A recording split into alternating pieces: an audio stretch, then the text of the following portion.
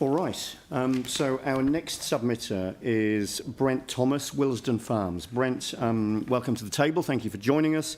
And you also have 5 minutes for the presentation this afternoon. Thank you.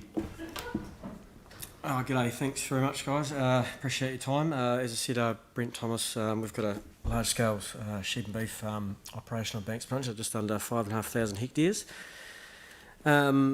I guess one of the first things we're a little bit disappointed around has been the consultation process that has occurred quite quickly, and I suspect it's actually been out a lot longer than we were aware. We only got a letter late March for a reasonably significant proposed change to our rating or rates bills. So it was a bit of a shock, and I guess it just a bit further illustrates to us the kind of a bit of the lack of understanding or compassion or thought that goes into consultating other members of the community that otherwise may not necessarily be terribly vocal. So that's just been a little bit of a disappointment. I guess we're struggling to get our heads around why there would need to be a reallocation of the current targeted drainage rate. To be fair, I had no idea there was one. All of our drainage or flood protection, we do a lot of work ourselves. We would probably spend in excess of $20,000 or $30,000 a year maintaining our drains, ditches, flood protection over the road up Kaituna Prices Valley.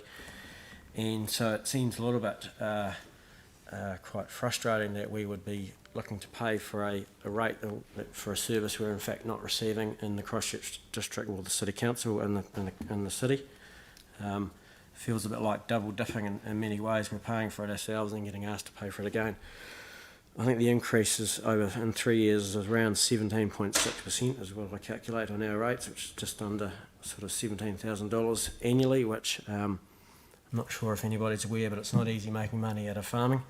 Even on our large-scale basis, we find it pretty challenging, given particularly dry conditions, all that sort of stuff that we deal with as farmers. That's part of it, but it's quite frustrating when you get extra overhead costs put on you with no real regard to thought in our minds. From an outsider's looking in, it looks as though council officers have conveniently decided to lessen the burden on some of the urban ratepayers and just put it through to the rural, and assuming we're not really going to get too worried about it. I feel it's grossly unfair that the rural, it's a service we're not receiving, and it's against the principle of rates, in my opinion, that we're getting charged for something we're not receiving. I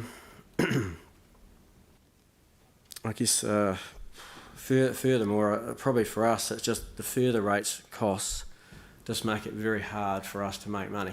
And it's sitting in the chair that we sit at, it just seems hard to understand why we'd reallocate this, given it's no increase in rates over the general rating.